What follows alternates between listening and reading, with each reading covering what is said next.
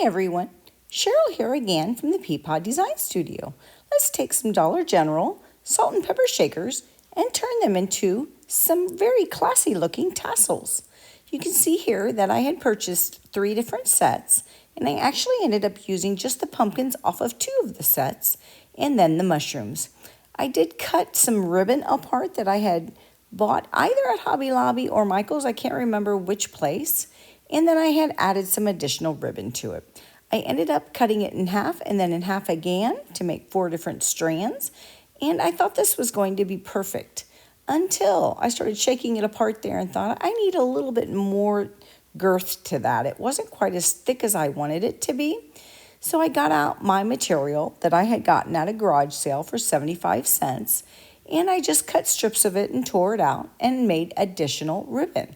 And this color really went well with all of the different salt and pepper shakers, and it was a little bit thicker material, so it did add a little bit more texture and girth to that stack of ribbons. You can see there that I just put a piece of wire around the middle of it, and then I took my pliers and pulled it down tight because I did not want it slipping out of the bottom of this salt shaker.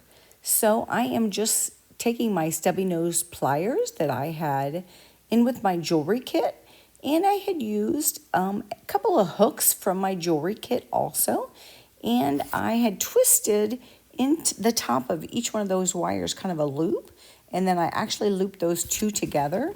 And then I took some of my Dollar General little fall decor and kind of tore them apart actually, and made some beading for them with another piece of wire, in which I also attached a piece of ribbon to the top. So here I am again, just kind of going through the steps. You can see I had made 3 of them already, and this is the 4th and final one. I'm just doing basically the same steps where I wrap the wire around, and then once I feed it through the top of the salt or pepper shaker, then I just put a couple loops on there with my stubby-nosed pliers and loop them together, add an additional piece of wire on there with some more beading, and then I put a loop on the top so I can run a piece of ribbon through it.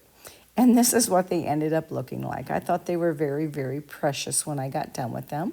I think that they're very cute, and I did hang them on a couple of my dressers in my home before I brought them up to the shop in Salina. So these are available at Mama's Creative Haven in Salina near Maid. And I thank you once again for following me on the Peapod Design Studio. Please like, follow, share, tell a friend or two, and leave a comment if you'd like.